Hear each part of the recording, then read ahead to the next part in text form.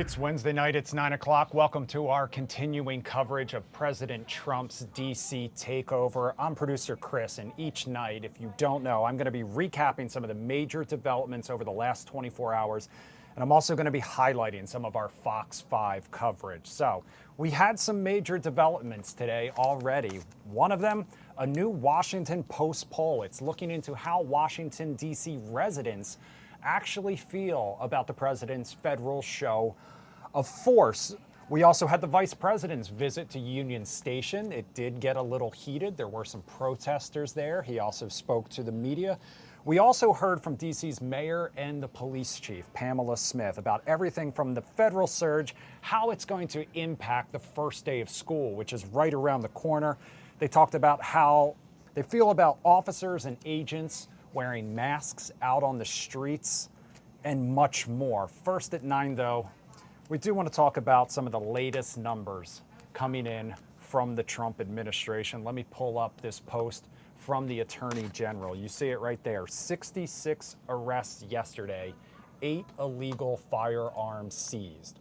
1 arrest was a warrant on a juvenile for armed robbery in Washington, D.C. She also has a picture embedded in this post. Thank you to our Canine Red and all the men and women who continue to work hard so that Americans can feel safe in the nation's capital.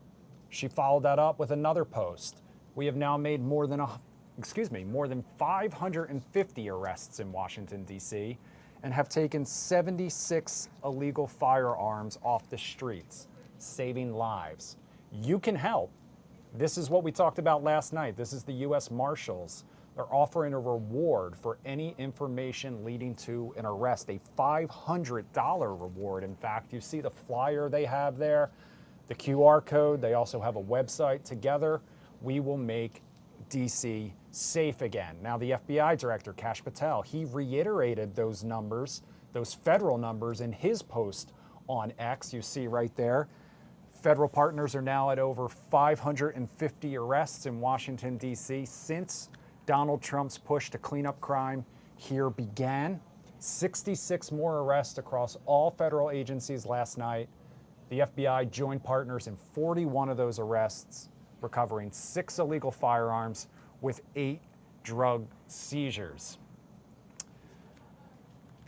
All right, let's get to the numbers in that Washington Post poll, though, that I mentioned at the top of the show. That's what you're looking at right now. The big headline in this one, nearly 8 in 10 D.C. residents say they oppose the federalization of D.C.'s police department. 31% of people polled say crime is a serious problem in D.C., but that's down from 50% in May. Now, in response to an open-ended question, the Post asked about what people see as the biggest problem facing the district, residents are about as likely to say President Trump as they are to say crime. That was one of the findings of this Washington Post Schar School poll. Meanwhile, just under half of people polled, though, say increasing punishments for convicted teenagers would help reduce violent crime. Now, speaking of teenagers and juveniles, let's talk about the other new developments today, and that was the announcement of another juvenile curfew zone. This is along U Street in Northwest Washington, D.C., and that is set to take effect this weekend. They made the announcement this weekend. The curfew actually runs from Thursday through Sunday. It starts at 8 p.m. It limits people 17 and under from gathering in groups of 9 or more. If this sounds familiar, it's because a similar curfew has been running in Navy Yard during several summer weekends. And this is in addition to the citywide curfew for young people, which begins nightly at 11 p.m. So those are some of the major headlines today so far. We are talking about this so-called federal takeover here in Washington, D.C., and I call it a so-called federal takeover because the mayor in her press conference today took issue with that characterization. I'm going to let you listen to both what she and the police chief had to say about everything from the DOJ investigation. Remember that we talked about last night, the accusations that the MPD falsified some of their crime stats. They also talked about back to school season, how this federal takeover will impact that or could possibly impact that, and much more. Take a listen. Could respond to this. Could you respond to the Justice Department investigation into whether the Metropolitan Police Department allegedly manipulated crime stat data? I'm happy to respond, and I'll just say this. Whatever questions were asked or inquiry, we will respond, and we will cooperate with any investigation. We know that crime has gone down in our city, and it has gone down precipitously over the last 2 years because of a lot of hard work, changes to our public safety ecosystem, including changes to the law. And we know that those facts don't comport to what some people are saying. But those are the facts. So any questions about data from DOJ, we will happily answer. Yep. A follow-up to that question, in regards to the allegations, there also, or people against your office and what's being done are talking about the fact that in May, you also did have a commander who was placed on administrative leave on similar suspicions. That was done in May. Can you update us on that investigation? And I'll ask another question after that. I don't really have an update to that investigation, but I will say that was an investigation initiated by the chief, and I'm not sure if it's concluded, but I'll ask the chief to talk about that. So I'll start by saying that it was an investigation that was initiated by me. And I'll close by saying we have not yet completely finalized the investigation. As most of you know, we don't talk about open investigations until it's complete. Okay. So the suspicion of... Thank you, Mayor. The suspicion of manipulating numbers is not new. In 2018, Fox 5 also reported on similar accusation, going through several FOIA requests and a lot of data as well. My question to you is, what's the plan here? How do you show the federal government that you're on tap and on top of and able to respond to what's going on? I think we can respond pretty simply. I'm not sure yet what questions we've gotten, so I'll just leave it as saying that we will cooperate and answer their questions. You were next, I think. Do you have any reaction to the Attorney General tweeted out this morning that the U.S. Marshal Service is now offering $500 to anyone who gives information that leads to an arrest in the district? Do you have any reaction to that? I don't have a reaction. We have a rewards program here for information that leads to prosecutions in certain crimes, and we have a very active program, and that has worked. Do you think that they're putting resources in the right places in the city? I think that is something that we evaluate daily. Yep. Arthur Jones II with ABC News. Do you worry about students' attendance on Monday with the president's federal takeover? And also, is Let me stop you there. There has been no takeover. The president's surge and crackdown. Okay, so with the federal surge in the city, part of what we just talked to educators about, we're in a campus on this hill where 3 schools attend, so we had, probably a little over 100 teachers represented today. And what I want to be clear to all of them about is our children deserve and will get a joyful start to their school year. So all the adults in our building, all of the people in our government are focused on making sure that happens. I'm also asking DC residents, whether they have kids in school or not. This is a tradition that we have for many years, but I think it would be great if DC residents line corridors and clap. We call it clap the kids into school. So tell them that we're with them. We want them to have a great school year, and we're all going to be standing shoulder to shoulder with them. Has Metropolitan Police Department worked with the federal agencies, any communication there to help kids get to school and high crime areas? We don't need federal agencies to help get kids to school. All right, so that was Mayor Bowser and Police Chief Pamela Smith talking about back to school season, the federal takeover, her issues with that characterization and that DOJ investigation into claims that the MPD falsified some crime stats. That was just part of the Q&A with the press, though. They also talked about immigration enforcement, the changes to some of the rules that the MPD had in place before this federal surge. They also talked about their meeting with officials from President Trump's administration last night at 7D headquarters and more. I want you to listen to that. Thank you. I have a few questions. I'll try to get through them efficiently. First, for you, Mayor Bowser, and for you, Chief Smith, you were at 7D last night with Terry Cole and with Stephen Miller. What did you all discuss amongst each other and also with the officers there at 7D? Well, I will say, and I won't be very specific about our discussion with the officers, but we did a lot of listening about concerns that they have about policing and making sure that they have the tools that they need to do their job. We listen to concerns that they have about the areas that they're policing and other feedback. And we listen to them about other ways that I can support them as their big boss. I think the chief would say similar. With regard to a short pull aside that we had with the federal officials, I would just say that we discussed shared priorities. Just a couple more on immigration enforcement and the police department.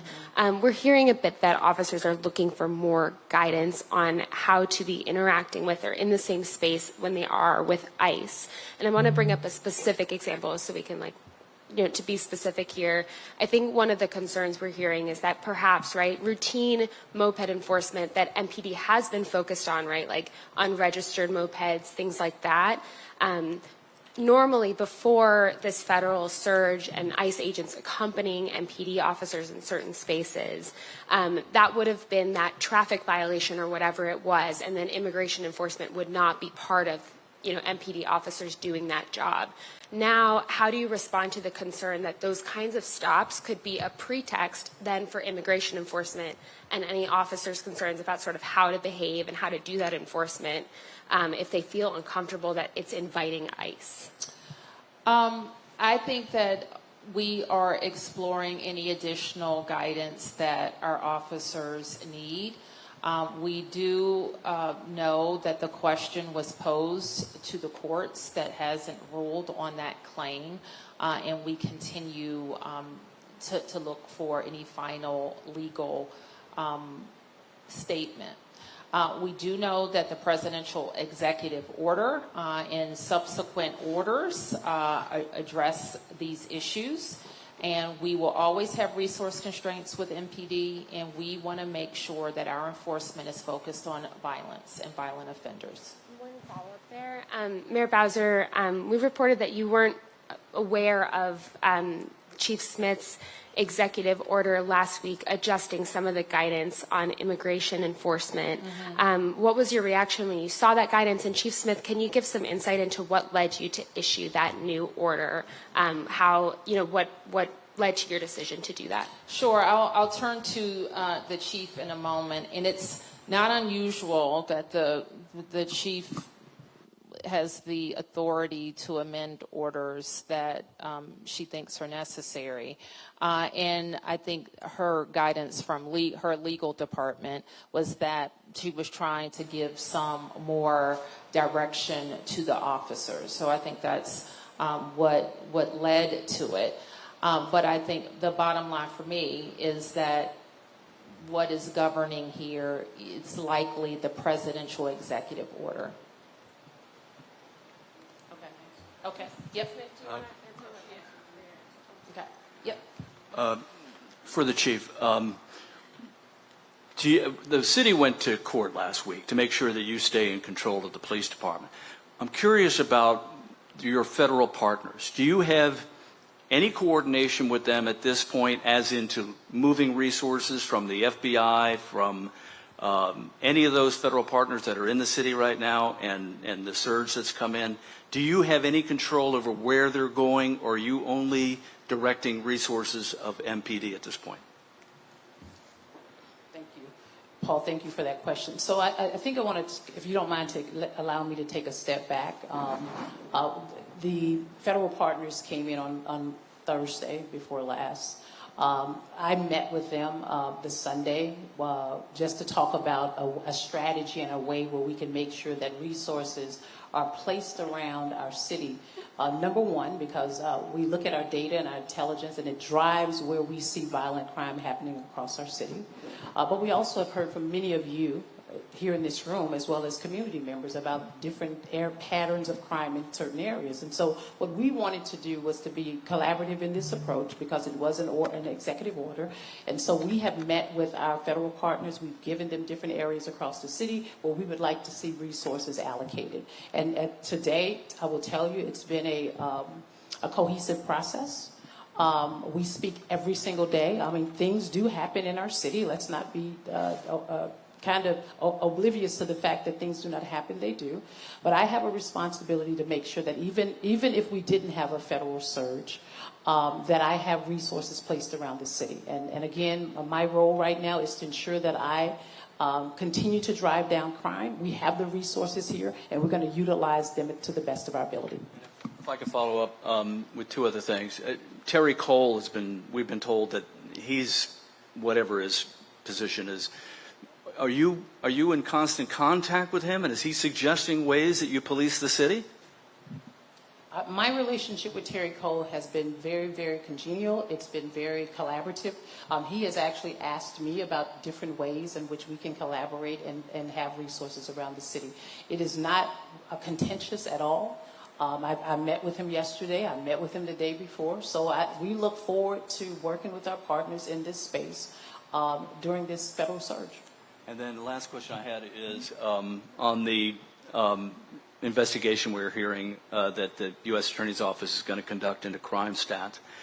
Have you been contacted by the DOJ, and are you aware of any subpoenas that have been issued?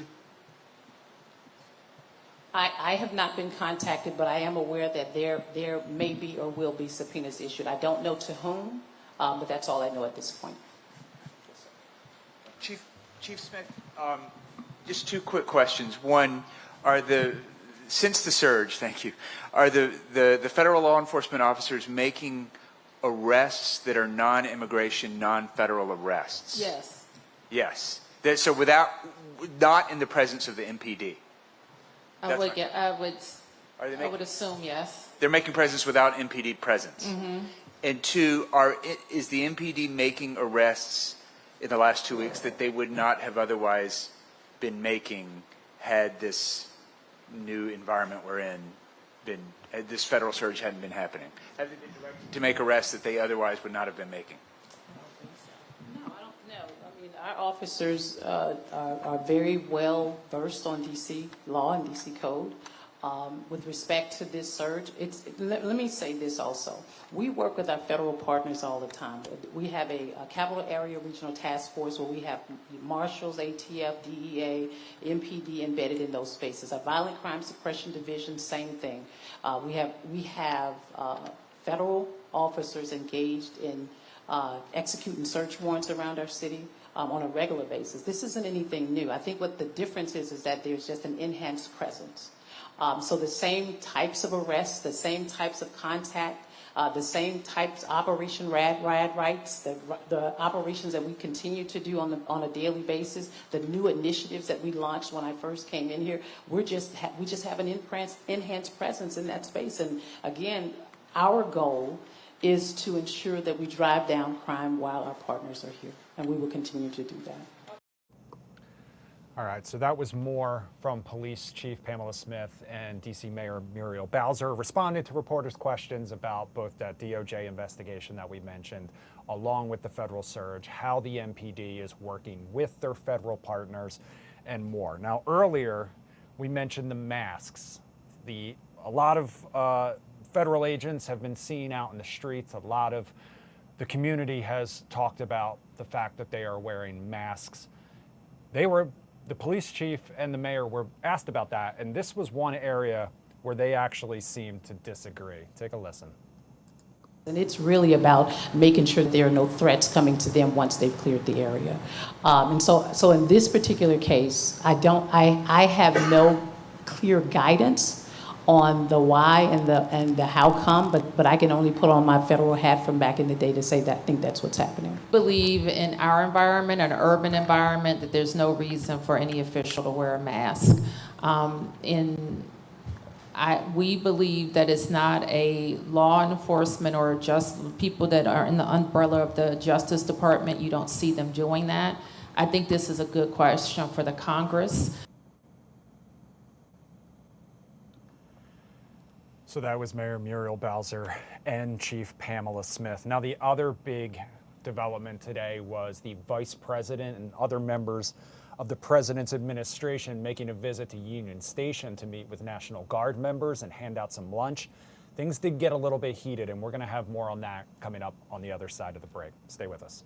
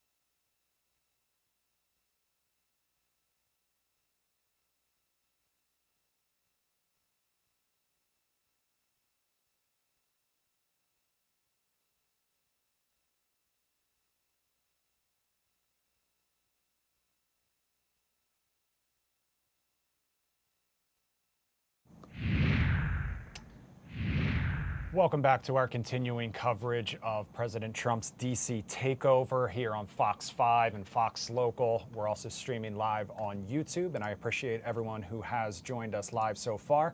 One of the things that I want to do before we get back to the Vice President at Union Station earlier today is respond to some of the comments that we get on YouTube. I appreciate everyone who watches and weighs in.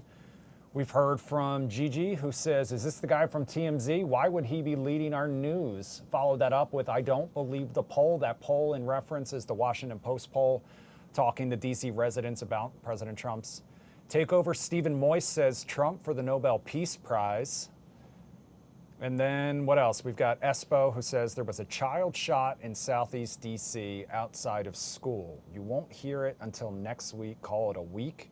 Ward 8 lag. Be safe, children. We'll look into that. And then Gigi following that up by saying these are clips from earlier today. That is correct. These are clips from earlier today. We are doing a recap here on Fox 5. If anything new is happening, we'll bring that to you as well. In the meantime, I mentioned earlier today, Vice President J.D. Vance did make a trip to Union Station. Let me show you some of the video from that meeting. He was meeting with the National Guard. He was there with Defense Secretary Pete Hegseth and White House Deputy Chief of Staff Stephen Miller. They were thanking members of the National Guard for helping make D.C. safe again. They were also handing out a little lunch. handing out burgers, I actually believe. Yeah, so tell them you guys helping us out. Thank you. It means a lot. They also took a moment to speak to reporters about the president's efforts here in the nation's capital. That new poll that came out, some of the protesters who were there and got a little loud, you may hear some of them in the background, and much more. So take a listen. What we wanted to do here was a couple things. First of all, we wanted to say come and say thank you to the National Guard's folks, to the cops for actually keeping this place safe. If you look at what's happened in Washington, D.C. in just the past 9 days, we've seen a 35% reduction in violent crime. We've seen over a 50% reduction in robberies. We are seeing really substantial effects because these guys are busting their ass. So I wanted to come here, highlight what they're doing, say thank you in person, obviously pass out a few burgers, but most of all, just send a message to the people. Look, we don't have to live like this. We do not have to allow our cities to be taken over by violence and disorder and by chaos. You can actually do stuff. You can actually bring law and order to communities. You've just got to have the political willpower to do it.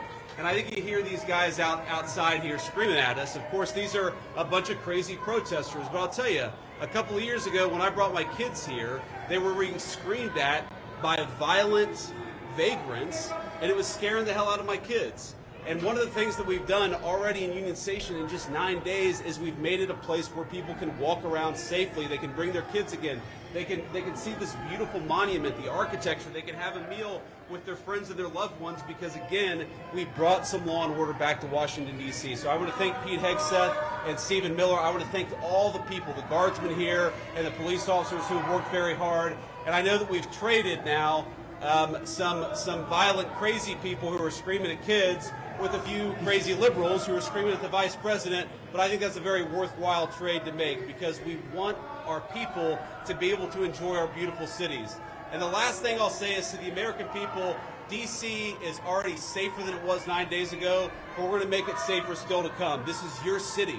You should feel free to come and visit here, have a meal, see all these incredible monuments, and actually enjoy yourself, and that's what we're trying to make happen. And I think that if we set a standard in Washington, D.C., that political willpower can bring some common sense law and order back to these communities, then maybe some other communities and other cities will follow suit. So it's kind of crazy. You hear these guys outside. They appear to hate the idea that Americans can enjoy their communities, and they do the fact that D.C. a week ago had a higher murder rate than Trinidad and Tobago, which the United States State Department has said you shouldn't visit because it's unsafe. We ought to be able to enjoy great American cities. That's what we're trying to do in the Trump administration, and we want to thank all of our law enforcement and National Guardsmen for making it possible. We made a lot of progress in 9 days. We're going to make a whole lot more. I'll let Pete and Stephen Miller say something, and we'll take a few questions from the reporters. So, Mr. Secretary. Thank you, Mr. Vice President. I'll just start by saying yes and amen to everything you said. The American people, the residents of D.C. deserve a safe and beautiful city. That's our mission. That's what every one of these captains, lieutenants, staff sergeants, specialists, privates, they're here because they're patriots who serve the country and believe we deserve a beautiful, safe capital. And when I talk to all of them, Stephen, we've all had a chance to talk to them, they're proud of this mission. They're proud to be a part of making sure law and order is established here in the Capitol. We're resourcing them with everything they need, working with our law enforcement partners. So the National Guard, the Defense Department is proud to be standing with you and the President in ensuring we have a safe Capitol that is beautiful, that residents can come visit. We're committed to this mission, just like the one at the southern border and in Los Angeles. Our law enforcement officers deserve to be able to do their job safely, and American citizens, putting American citizens and our country first, is something President Trump has emphasized from the beginning. So thank you to these troops. I know I always liked a good cheeseburger when I was in uniform, so hopefully we could deliver a few of those. It's an honor to be here with you, and also, Stephen, thanks for everything you're doing. Thank you. And first of all, thank you to the Vice President for bringing us here today. Thank you, Secretary, for your leadership, and most importantly, thank you to the men and women of the National Guard. Here's the most important point. There are residents who lived in Washington, D.C. their entire lives. Their parents lived here, their grandparents lived here, and they have lived for generations in intolerable conditions of crime and decay. There are parts of the city, I moved to the city 20 years ago.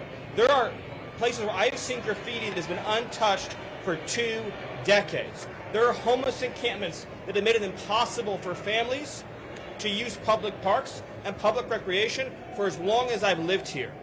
There are hundreds of residents of this city who are shot in street violence every single year, making it one of the most violent cities on planet Earth. And for too long, 99% of this city has been terrorized by 1% of the city. And the voices that you hear out there, those crazy communists, they have no roots, they have no connections to the city, they have no families they are raising in this city, they have no one that they are sending to school in this city, they have no jobs in this city, they have no connections to this community at all. But they're the ones who've been advocating for the 1%, the criminals, the killers, the rapists, the drug dealers. And I'm glad they're here today. Because me, Pete, and the Vice President are all going to leave here, and inspired by them, we're going to add thousands more resources to this city to get the criminals and the gang members out of here. We're going to dismantle those networks, and we're going to prove that a city can serve for the law-abiding citizens who live there. We are not going to let the communists destroy a great American city, let alone the nation's capital. And let's just also address one other thing. All these demonstrators that you've seen out here in recent days, all of these elderly white hippies, they're not part of the city and never have been. And by the way, most of the citizens who live in Washington, D.C. are black. This is not a city that has had any safety for its black citizens for generations. And President Trump is the one who is fixing that with the support of the Metropolitan Police Department, the support of the National Guard, and our federal law enforcement officers. So we're going to ignore these stupid white hippies that all need to go home and take a nap because they're all over 90 years old, and we're going to get back to the business of protecting the American people and the citizens of Washington, D.C. Thank you, Stephen. A few questions. Mr. Vice President, why are troops stationed here at Union Station on the National Mall instead of areas in D.C. where crime is statistically highest? Well, if you've ever been to Union Station in the last few years with your family, you know that crime is actually extremely high right here in Union Station.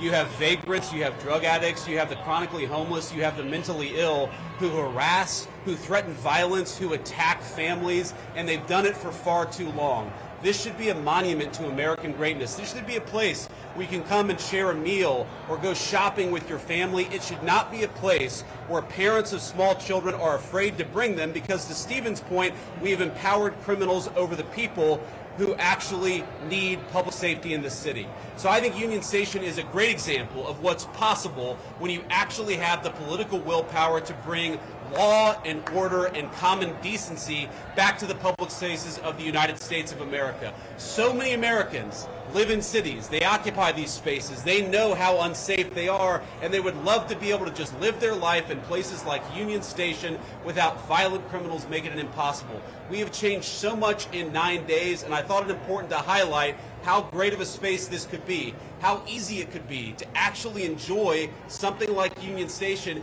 if you just had politicians who stopped prioritizing violent criminals over the public citizens who deserve public safety in their own communities. And to add to that real quick, we talked to a first responder before we came up here, said this is their #1 call location is Union Station for first responders. So it's not as if this is insignificant. In many ways, this is part of the epicenter. And we go to that and return it to the safe location that it should be. It also frees up resources around the city. And you've seen a majority of the arrests happening in a lot of those places that need help. That's right.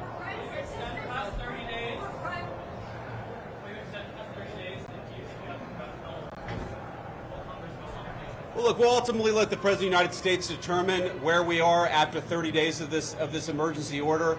I think that we're going to make a lot of progress over the next 20 days. I think that we're 9 days into this thing. But if the President of the United States thinks that he has to extend this order to ensure that people have access to public safety, then that's exactly what he'll do. If he thinks he doesn't have to do that, obviously he'll make that determination. But what we're going to do is try to empower these guys to do as good of a job as possible to bring public safety and order back to Washington, D.C.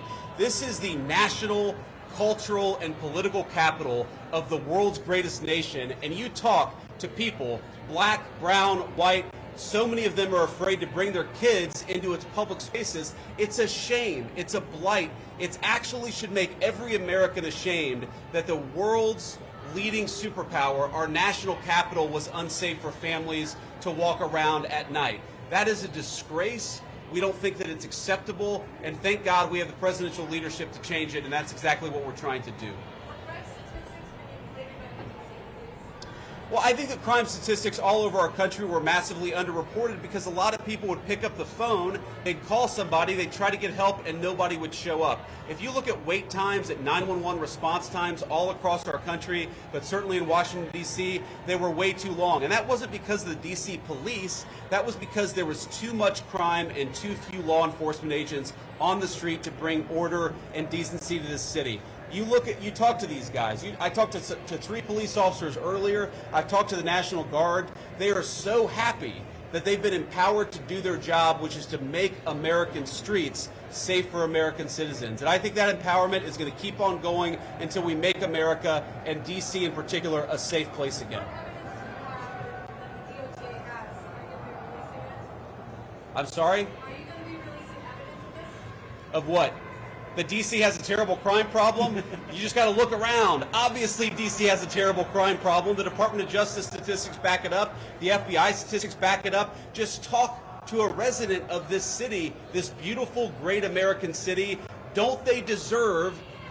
we talk about human rights. We hear these people outside screaming, "Free D.C." Let's free D.C. from lawlessness. Let's free Washington, D.C. from one of the highest murder rates in the entire world. Let's free Washington, D.C. so that young families can walk around and feel safe and secure. That's what we're trying to free D.C. from. And as Stephen said, it's kind of bizarre that we have a bunch of old, primarily white people who are out there protesting the policies that keep people safe when they've never felt danger in their entire lives.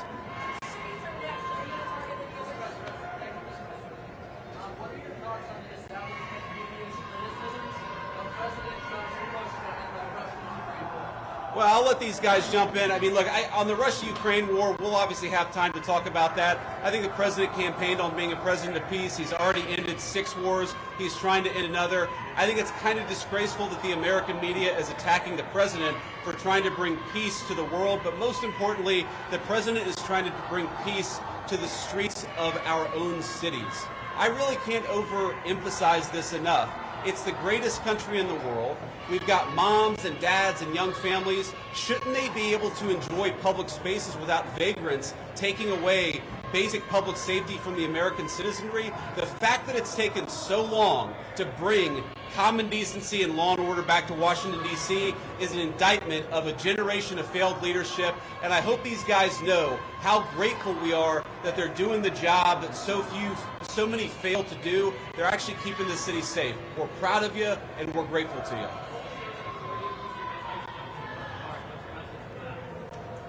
I'm sorry?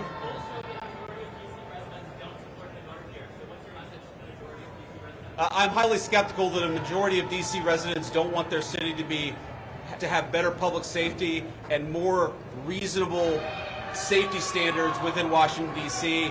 I don't know what poll you're talking about. Maybe the same polls that said Kamala Harris would win the popular vote by 10 points. Okay, we're going to stop there. We're going to grab a quick bite with some of the soldiers here and the National Guardsmen who are keeping the city safe again. I just want to say we're grateful to these guys. You guys are making D.C. safe again. We're proud of you, and we're grateful to you. Thank you.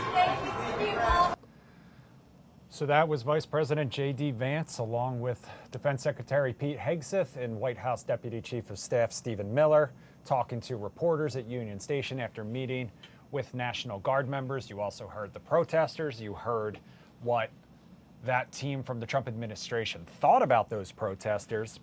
You also heard them mention some of those homeless encampments. We're going to talk about that coming up a little later. I told you it was a busy day. We're staying on a little late. We're past 9:30 at this point, 9:38.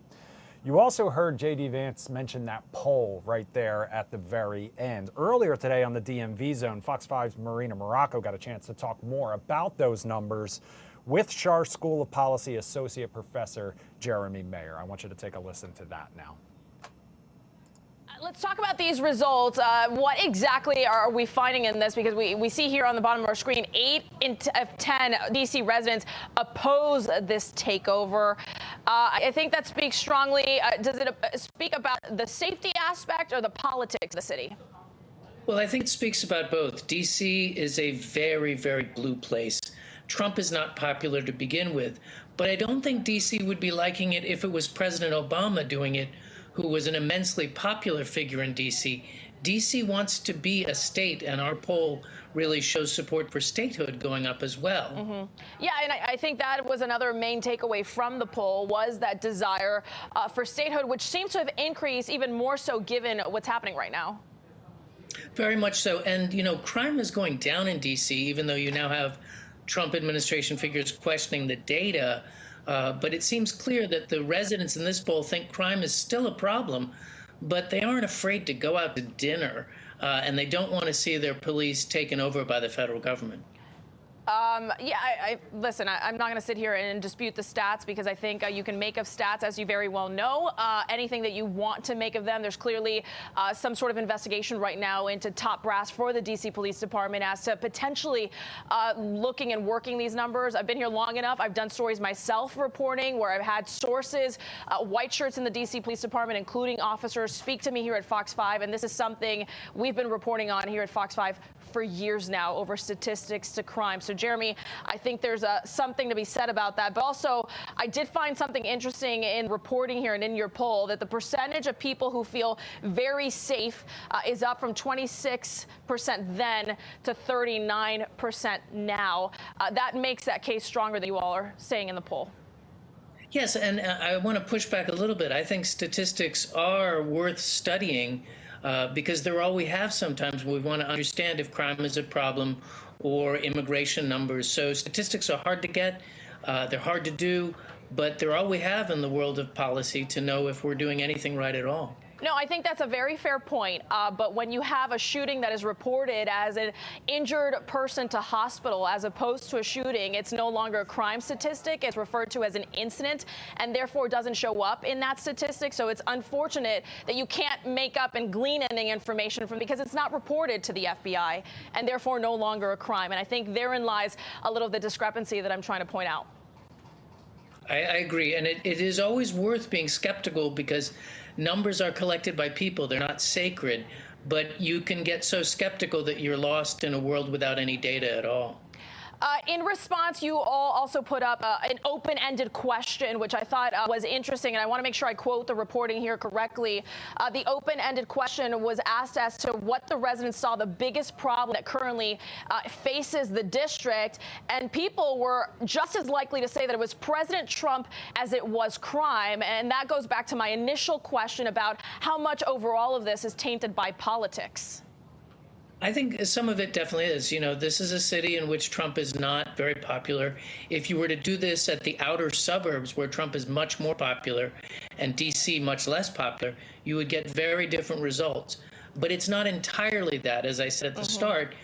D.C. doesn't want the federal government to be in charge of anything. This is a 200-year struggle by the residents of the district to get home rule and eventually statehood. And so they don't like the portrayal of their city as a death zone where people are afraid to go out at night. And I think you harp on a point that the mayor made very clear. She will acquiesce to what is the law right now, which has been enacted by the president. But as she said, she had pled with Congress before when there was the opportunity for statehood. That moment at least seems to have passed currently. We'll see what happens again in the Congress if there's enough pressure there and momentum to try and put up a vote. And having the numbers, as you very well know, would be key there for statehood. Jeremy, regardless, we appreciate the conversation, looking and digging in to that very latest poll now in the Washington Post. Great to be with you. So that was Associate Professor Jeremy Meyer on the DMV zone earlier today. Now, President Trump said he wanted to make D.C. safe again. He also said he wanted to make D.C. beautiful again. And part of that plan was tackling this problem of homeless encampments. So where are all those people who had been living on the streets going? That was the question that we had today. That's what Fox 5's Tom Fitzgerald was looking into earlier today. And we're going to share those details coming up after another quick break. Stay with us.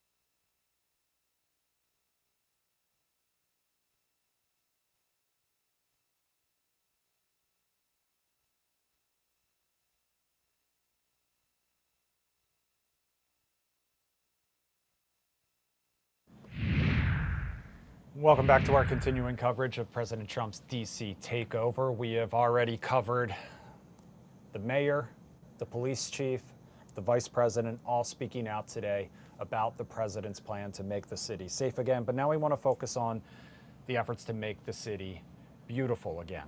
So one of those efforts has been breaking down these homeless encampments across the city. We have talked about that. We have showed you video of that. We have showed you live pictures of that over the course of these last 9 days or so. But the question is, where are all of the people going? So Montgomery County Executive Mark Elrich tells Fox 5 that so far there has not been an increase in homelessness in his county as a result of the Trump administration shutting down homeless camps here in the nation's capital. But some homeless advocates and unhoused people tell Fox 5 it's too soon to really measure the impact. So Fox 5's Tom Fitzgerald went to Silver Spring and looked into this situation. Take a look.